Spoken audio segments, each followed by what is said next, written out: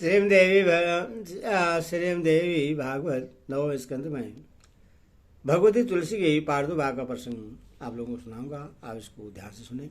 श्री नारायण बोले, हे नारद, राजा धर्मध्वज की पत्नी माधवी नाम से प्रसिद्ध थी। वह राजा के साथ गंधमादन पर्वत पर एक सुरमई उपवन में विहार करती थी। पुष्प और चंदन से सुरभित सुखदायी सैया पर अपने समस्त अंगों को चंदन से सुसज्जित कर रत्नाभरणों से विभूषित हो पुष्प चंदनादि से सुगंधित पवन का सुख लेते हुए वह स्त्री रत्न स्वरूपिणी सर्वांग सुंदरी अपने रसिक पति के साथ कामोभोग में लगी रहती थी। हृदय कीड़ा के विघ्न वे दोनों कभी भी भोग से विरक्त नहीं होते थे। इस प्रकार उनके दिव्य 100 वर्ष व्यतीत हो गए, किंतु उन्हें दिन रात का भी ज्ञान नहीं रहा। तदंतर राजा के हृदय में कुछ ज्ञान का उदय होने पर वे भोग से विरक्त हो गए, किंतु वह कामासक्त सुंदरी पूर्ण रूप से त्रिवृत्त नहीं हुई। देह योग से उसने शीघ्र ही गर्भ धारण कर लिया। श्री स्वरूप गर्भ वाली वह दिनों दिन सौंदर्य संपन्न होती गई। उस साध्वी का गर्भ 100 वर्षों तक रहा। हे नारद, उस माधवी ने कार्तिक पूर्णिमा तिथि में शुक्रवार को शुभ दिन, शुभ योग, शुभ क्षण, शुभ लग्न, शुभ अंश और शुभ स्वामी ग्रह से युक्त उत्तम मुहूर्त में लक्ष्मी की अंश स्वरूपिणी तथा पत्नी तुल्य एक मनोहर कन्या को जन्म दिया। उस कन्या का मुख शरद पूर्णिमा के चंद्रमा के समान था। उसके नेत्र शरदकालीन कमल के समान थे। ओष्ठ पके हुए बिलम्बा फल के सदृश थे। उस समय वह कन्या मुस्कुराती हुई अपने घर को देख रही थी। उसके हाथ पैर की तलवे लाल थे। उसकी नाभि गंभीर थी। उसका विग्रह मन को मुग्ध कर देने वाला था। उसका कटी प्रदेश 3 बलियों से युक्त था। उसके दोनों नितंब गोल थे। शीतकाल में सुख देने के लिए वह संपूर्ण उष्ण अंगों वाली और ग्रीष्म काल में शीतल अंगों वाली थी। वह श्याम सुंदरी वट वृक्ष को घेर कर शोभित होने वाले वरों की भांति बड़े सुंदर केशपात से सुसज्जित थी। वह पीत चंपक के वर्ण के समान आभा वाली थी। वह सुंदरियों की भी सुंदरी थी। ऐसे अनुपम सौंदर्य वाली उस कन्या को देखकर सभी स्त्री और पुरुष किसी के साथ उसकी तुलना करने में असमर्थ थे। इसलिए विद्वान पुरुष उससे तुलसी नाम से पुकारते हैं। पृथ्वी पर आते वह प्रकृति देवी जैसी योग्य स्त्री हो गई। सभी लोगों द्वारा मना किए जाने पर भी वह तपस्या करने के उद्देश्य से बद्रीवन चली गई और वहां उसने दिव्य 1 लाख वर्षों तक कठिन तप किया। स्वयं भगवान नारायण मेरे स्वामी हों, ऐसा अपने मन में निश्चय करके वह ग्रीष्म काल में पंचाग्नि तापती थी। जाड़े के समय में गीले वस्त्र पहनती थी और वर्षा ऋतु में एक आसन पर बैठकर जलधाराओं को सहती हुई दिन रात तप करती थी। वह तपस्विनी 20,000 वर्षों तक फल और जल के आहार पर, 30,000 वर्षों तक पत्तों के आहार पर और 40,000 वर्षों तक वायु के आहार पर रही। तदपश्चात वह कृष्णोधरी 10,000 वर्षों तक निराहार रहे।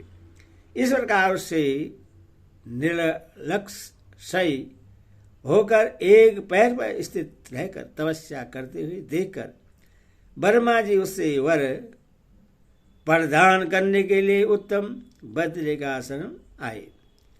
हंस विराजमान चतुर्मुख ब्रह्मा को देखकर उस तुलसी ने प्रणाम किया। तब जगत के सृष्टि करने वाली तथा संपूर्ण लोगों का विधान करने वाले ब्रह्मा उससे कहने लगे। ब्रह्मा जी बोले, हे तुलसी, हरि की भक्ति, हरि की दास्ता और अजरता, अमरता, इनमें से जो भी तुम्हारे मन में अभिष्ट हो उससे मांग लो।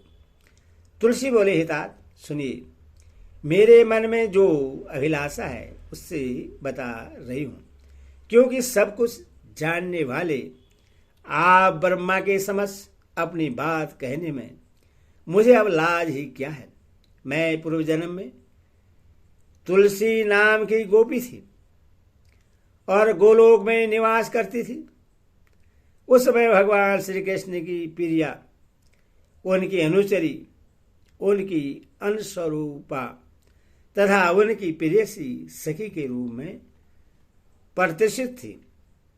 एक समय जब मैं भगवान श्री कृष्ण के साथ बिहार में अचेत था, अतृप्त अवस्था में थी, तभी रास की अधिष्ठात्री देवी भगवती राधा ने रास मंडल में आकर मुझे देख लिया। उन्होंने श्री कृष्ण की बहुत भर्त्सना की और कुपित होकर मुझे सांप दे दिया था, तुम मनुष्य योनि प्राप्त करो। वह सांप उन्होंने मुझे दे दिया।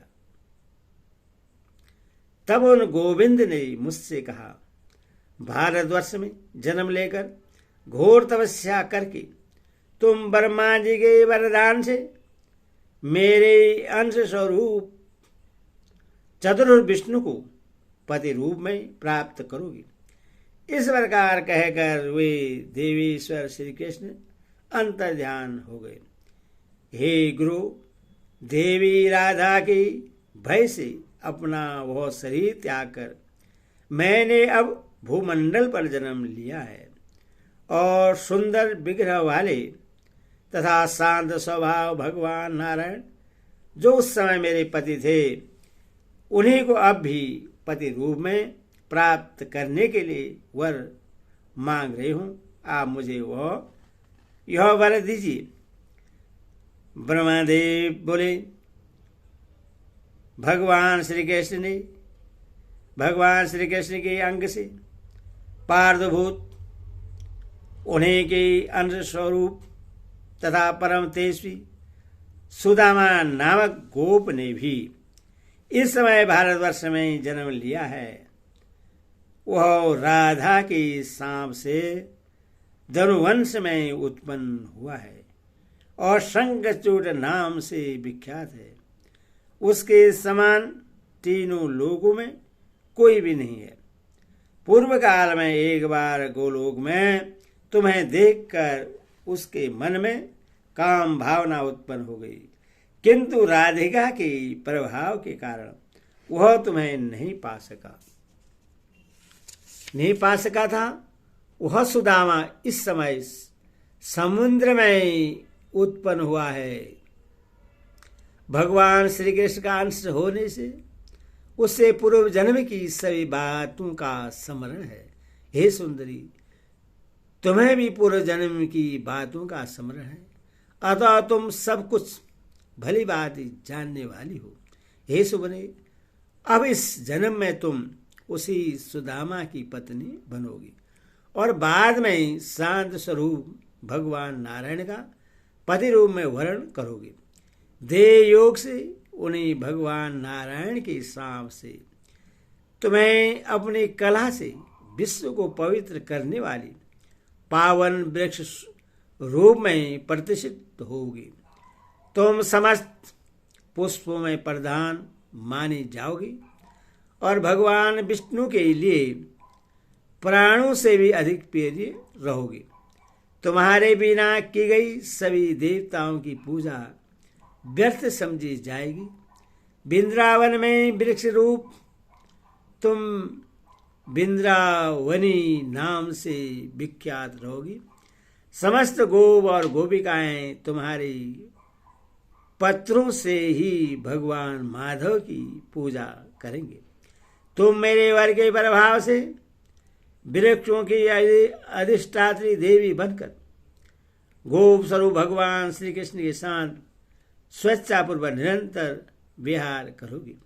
हे नारद, ब्रह्मा जी की यह वाणी सुनकर तुलसी मुस्कुराने लगे और उसका चित्त प्रफुल्लित हो गया। उसने ब्रह्मा जी को प्रणाम किया और फिर वह उनसे कुछ कहने लगी।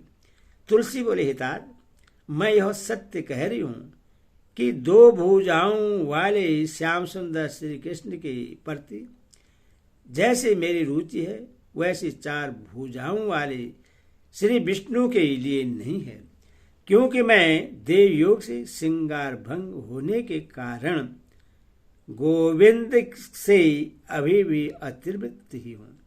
मैं तो उन गोविंद की आज्ञा मात्र से ही चतुर्भुज श्री हरि के लिए प्रार्थना कर रही हूँ। अब तो मैं आपकी कृपा से उन अत्यंत दुर्लभ गोविंद को निश्चित रूप से प्राप्त कर लूंगी। हे प्रभु, साथ ही आप मुझे राधा के भय से भी मुक्त कर दीजिए। ब्रह्मदेव बोले, हे सुभगे, मैं तुम्हें भगवती राधिका का 16 अक्षरों वाला मंत्र प्रदान करता हूं, तुम इससे ग्रहण कर लो। तुम मेरे वर के प्रभाव से उन राधा के लिए प्राण तुल्य हो जाओगी। तुम दोनों श्री कृष्ण और तुलसी के गुप्त प्रेम को राधिका नहीं जान पाएगी। राधा के समान ही तुम गोविंद की प्रियसी हो जाओगी।